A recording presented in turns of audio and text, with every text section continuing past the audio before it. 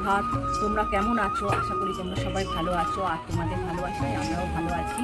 আজকে সকাল 8টা মতো বাজে, আমার স্নান করা হয়ে গেছে, কাঁচাও হয়ে গেছে। কেননা দুপুরবেলা এত জল গরম হয়ে যায়, স্নান করা যায় না, তাই সকালবেলা কাজটা সেরে নিয়েছি। আজকের ব্লগটা আমি এখন থেকেই শুরু করছি, আর সারাদিন কী করবো তোমাদের সাথে শেয়ার করবো। আশা করি ব্লগটা তোমাদের ভালো লাগবে। করবো, রান্না করবো, ছেলে স্কুল ছুটি পড়ে গেছে। ব্লগটা সম্পূর্ণ দেখার অনুরোধ রইল। কিছুটা তো কাজ করে রাখি, আর তুলসীতলায় জল দেওয়া আমার হয়ে গেছে। ছাদে এসেছি, গাছগুলোতে একটু জল না দিলে হয়? প্রত্যেক দিনের মতো আমিও আজকে গাছগুলোতে একটু জল দিয়ে দিলাম। আর গরমের সময় জানো তো প্রচণ্ড জল লাগে গাছে, আর অনেকগুলোই গাছ, একটা টবের মধ্যে অনেক কটা গাছ আছে।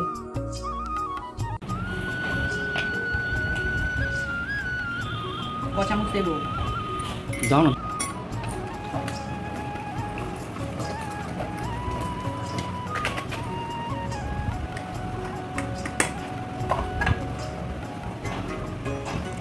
নুন কম করে দেবে। হ্যাঁ দিয়েছি, কেন নুন বেশি হয়ে যায়।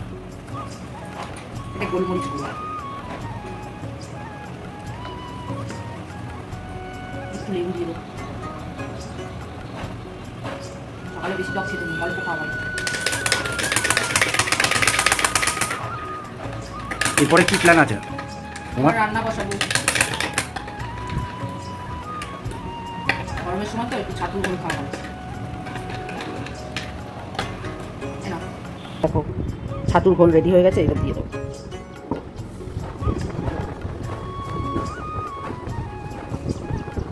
নুন বেশি হয়ে গেছে, ঠিক আছে, আর একটু জল দিয়ে নেবেন, আর একটু জল দিয়ে নিলে ঠিক হয়ে যাবে। আর একটু ছাতু দেবো, না না, আর একটু ছাতু দিয়ে দিই, দাও খাও। গরমকালে এটাই ভালো লাগে। সেই তো, জল তো খাওয়া যায় এর মধ্যে। হ্যাঁ ঠান্ডা জল ভালো আছে লাগছে। আর চারিদিকে সবুজ লাগছে এই জানালা দিয়ে, পেয়ারা বাগানটা। কতদিন বৃষ্টি হয়নি, গাছগুলো সব না শুকিয়ে যাচ্ছে। হ্যাঁ, আর আমাদের মানি প্ল্যান্ট গাছটা তো ঝিমিয়ে গেছে, জল তো ভর্তি, তাও ঝিমিয়ে গেছে। গরমের সময় আপনারা সবাই ঘরের মধ্যে এই মানি প্ল্যান্ট আর যে কোনো গাছ ঘরে রাখা হয়, সেগুলো রাখলে ঘরটা ঠান্ডা থাকে। সত্যি, ঠিক ঠিক। আমরা এখানে রেখেছি, তারপরে ঠাকুর ঘরে আছে, দেখতেও ভালো লাগে আর ঘরও ঠান্ডা থাকে।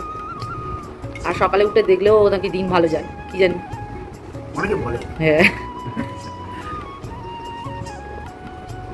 তুমি এবার কি করবে? আজকে আমাদের শাক ভাজা হয়েছে আর মাছের ঝাল হবে, তাই মাছগুলো আমি ভেজে নিচ্ছি। কিছুটা মাছ আমার ভাজা হয়ে গেছে, আর কিছুটা ভাজছি। আর এদিকে সবজি তরকারি বসিয়ে দিয়েছি, অনেক রকম সবজি দিয়েছি এর মধ্যে, আর চিংড়ি দিয়ে তরকারি করব। এটাই আজকে আমাদের মেনু হবে।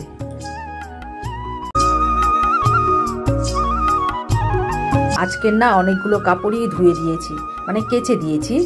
আর এখন বিকাল হয়ে গেছে, ছাদ দিয়ে কাপড়গুলো নিয়ে চলে এসেছি, আর এখন ভাঁজ করে নিচ্ছি। এগুলো ভাঁজ করে নিয়ে জায়গার জিনিস জায়গাতে রেখে দেবো। এখন সন্ধে হয়ে গেছে, আমি সন্ধেটা দিয়ে দেব।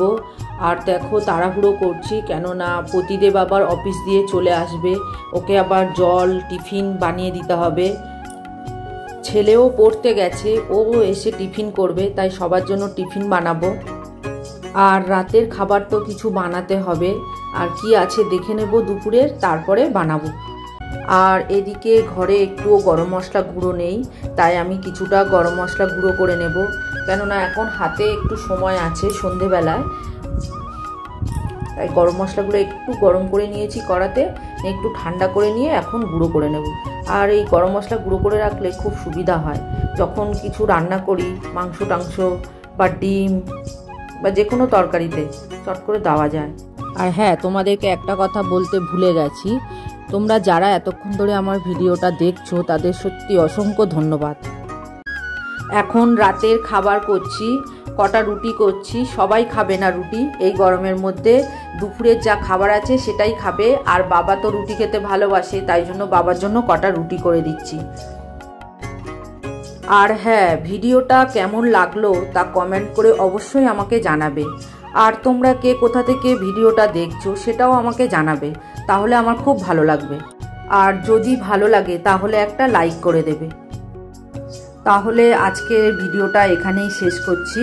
তোমরা সবাই ভালো থাকবে, সুস্থ থাকবে, সাবধানে থাকবে আর নিজের পরিবারের খেয়াল রাখবে।